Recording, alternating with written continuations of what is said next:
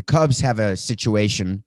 Theo Epstein, as you know, bailed because he did not want to be a part of the Cubs moving on from all of their players and moving on from that juggernaut they had the last few years with the several World Series and World Series appearances, several rings they won, the dynasty they built around Baez and Bryant and Rizzo and Lester, etc.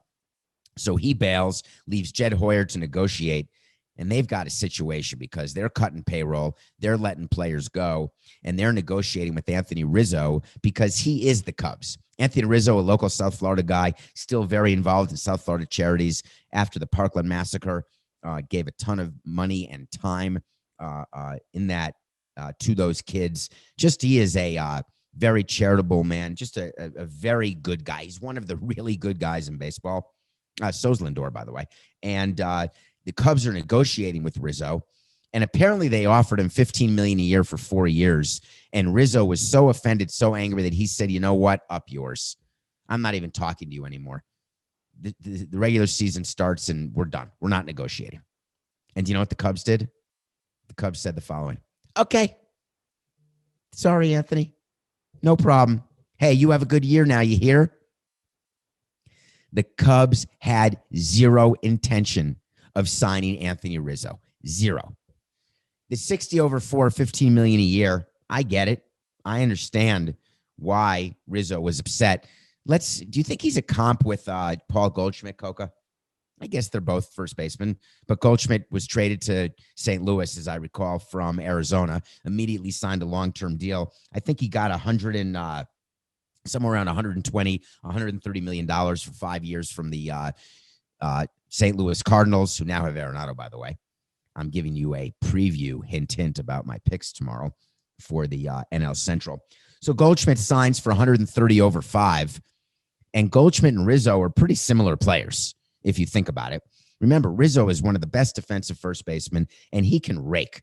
The last full season in 2019, he was in the 290 range with 20 home runs, near 100 RBI, somewhere in that range. 20 was not a good year for him. But again, when you love a player, and we've talked about this, but I want you to be inside the front office. You use 2020 as confirmation bias for what you want to do financially. Anthony Rizzo hits 222, and then the Cubs say 2020 matters. Yelich hits 222, and the Brewers say 2020 doesn't matter because he's already signed. But for the Cubs, they're going to pretend it did matter because they do not have the bandwidth, the payroll right now, because they have taken on so much debt to redo Wrigley Field, to buy up properties around Wrigleyville, that they're missing fans for this year in 2020 was incredibly hurtful in terms of their debt service payments. It doesn't matter that their team on paper is worth $3 billion. It doesn't matter. You need the cash. You all know this. Loyal, nothing personal listeners know that just because you own something that's worth a lot, you can't take that and pay bills with that article from Forbes. So by offering Rizzo such a low deal, they made one critical mistake that Theo never would have made. You don't make a good faith offer. Cut that out, Coca. 72, 70, 69. You don't make an offer to a player who is a franchise player who's meant so much to your franchise that you know he's not going to accept. You don't make an insulting offer to a franchise player who's been a part of a world championship for the first time, breaking the Billy Goat curse, et cetera, when you know that you do not have space for him on your team. Instead, what you do is you make no offer. It is far better to be silent and to let there be a question as to your intentions than to talk and make your intentions clear. I don't blame the Cubs for not signing Anthony Rizzo because Anthony Rizzo is going to want $20 to $25 million a year. He's only turning 32 this year, so he's going to be 33 as a free agent. He's going to want a 4-year deal to get him to 37, maybe even a 5-year deal to get him to 38. And GTH, it's not going to happen. And he's going to want for sure 20 plus per year.